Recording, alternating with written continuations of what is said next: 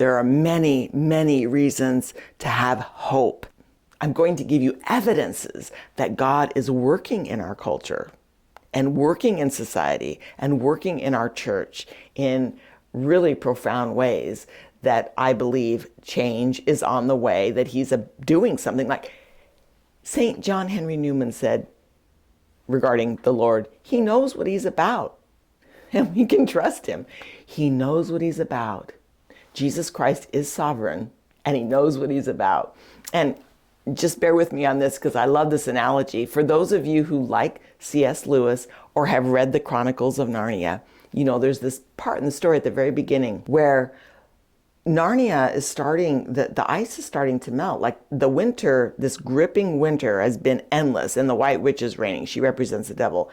And they just can't break through. It seems like it's going to go on forever, like her reign and the endless winter. And then the snow and ice begin to thaw. The rivers start to flow. Trees start to bloom a little bit in the snow. The Narnians are talking about Aslan, who is the Christ figure. He's the Jesus figure in the story. He's a big lion. And they're saying, you know, we haven't seen him, but he's doing something. Aslan is on the move. And that's what it feels like now. And I have evidence. It feels like Jesus is on the move, like he is doing something. Miracles are happening and they're unfolding on a parish level and on national and international level. Miracles are happening if we tune in to hear about them, to find out about them, because our culture is noisy, and these great miracles, they get drowned out by all the noise. But one of the latest on a national and international level is exhuming the incorrupt body of Sister Wilhelmina Lancaster. That is an amazing story. And there's a link about it. It just happened a few months ago. The Lord is showing us he reigns, sanctity is possible, and he's putting her out there as an example and a sign. And of course, with this incorrupt body, there were all kinds of reasons why it should have decomposed and did not. And we can go and see her now. It's amazing. Just a few months ago. Another one, which I think is in recent history. And the things I'm going to talk about, I'm going to put a time limit on it. I'm going to go from 1980 to the current time. So everything that I bring up, because there's tons of miracles before then, but I want to let you know that in our day and time, in this culture that we're in right now, that the Lord, to show what the Lord is doing. Okay, so another one that's pretty recent, 12 or 13 years ago, was a vetted and approved miracle. Now, the miracle was presented for vetting and approving to beatify Venerable Fulton Sheen. So Fulton Sheen is still venerable. He has not been beatified. The miracle's been approved. There's some church politics. Don't get discouraged. Don't lose hope. But there's some church politics holding it up. It doesn't make any sense. But the miracle stands.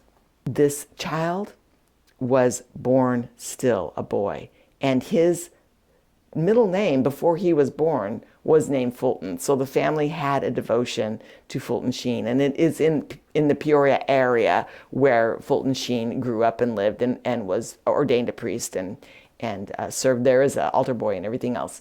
So this child is born, little boy, still born. No heart rate, no breath. And there's a team of medical people working on him, and there's just prayers going out. A prayer chain goes out. And I was able to talk to a person who was on that prayer chain when that was actually happening. And I've met people who know the family. I haven't had the opportunity to meet that family, but I have no connection with that area of the United States, but my family recently moved there, my son and daughter-in-law and their children. And so I was there for a visit. That's how I made that connection. So people were praying to Venerable Fulton Sheen for a miracle for this child, and they did not cease. And the team of medical people, they were there and they kind of worked on him for an hour, for 61 minutes, and they gave up. They said, we're done. We're going to pronounce him dead. I mean, no heartbeat, no breath, dead. Well, when they're all done and they're not working on him anymore, he takes a breath. And then he lives. And he's completely fine, healthy. He's 12 or 13 years old now and living still in that same area. People know him. That much time without oxygen to your brain and no brain damage, that is amazing. And so, these miracles and things like we need to be in tune to Catholic radio, Catholic cable shows, Catholic podcasts. We need to be getting into there because the secular news is going to feed us things that take away our hope and not let us see how God is working. So I would encourage you, even at your parish level, if you're having a healing retreat, there's things going on a parish level where people will share their stories. And I don't know if you realize this, but in recent history, there's an unprecedented amount of Muslims converting to Christianity in Muslim nations. And so they do this at great risk. And why would they? They can't turn on Catholic answers or be exposed to Christianity the way we would. I was a coordinator for RCIA for 7 years at a couple different parishes. You would be surprised how many people convert because of Catholic radio or some kind of a thing like that, like some sort of a media platform, a YouTube video or something. And they learn about the truth and it's compelling. This isn't going to happen to Muslims in Muslim nations. So how has it been happening? Again, just like the analogy of Aslan's on the Move in the Narnia show or the Narnia books, Jesus is doing something. A quarter of them who agree to an interview, and that's usually after they've immigrated to the United States or a free country, they will say that they had a mystical experience, a dream, a locution, or a vision. That's some pretty hefty stuff. A quarter of them who agree to an interview. So their situation is so dire, they have no way of conversion. So Jesus and Mary are going in there and they're converting them. And we know it's real because it's at great risk to their life. It's a hard road. And even in those Muslim countries, if there are community of Christians, those pastors and bishops are reluctant to receive those Muslims into their church, to baptize them and make them part of the flock because of the danger of a Muslim joining a Christian community. That puts the whole Christian community at risk. So that's phenomenal that they are becoming Christian despite the risk. That shows that the Lord is really working and is really doing something in our day and time. There's another statistic that I'm just going to carve out a 32-year period because I've got the data for the 32-year period, and of course it's in the show notes. But from 1980 to 2012, the Catholic Church in Africa grew 283%.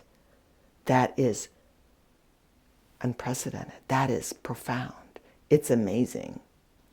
And so in that same time period, worldwide, the Catholic Church grew 57%. We don't see that here in the Western world. I live in Oregon in the United States. We don't see that. We see pews that are empty. We see schools closing, Catholic schools closing. We see churches shutting down and consolidating all across the nation. We see our families not attending church, our children leaving the faith, But on a worldwide scale, the church actually has been growing. Now, who has been telling us this? Who knows it? I just recently found that out. I don't know if you know, but it's of great hope. And since then, it still grows. It just is not maintaining that rate. The early church didn't maintain that rate. I could be wrong about this, but I believe the early church was like 40% every 3 years of growth. So the early church, like right after Jesus left and during those persecuted years. So 283%, that's pretty phenomenal. So when you think, the Catholic Church, it's just, it's going to be a thing of the past, it's going to dwindle and die. No, no, it's not. The church has been through some rough patches, and it learns and it grows, and there's always people in the church who want to undercut her.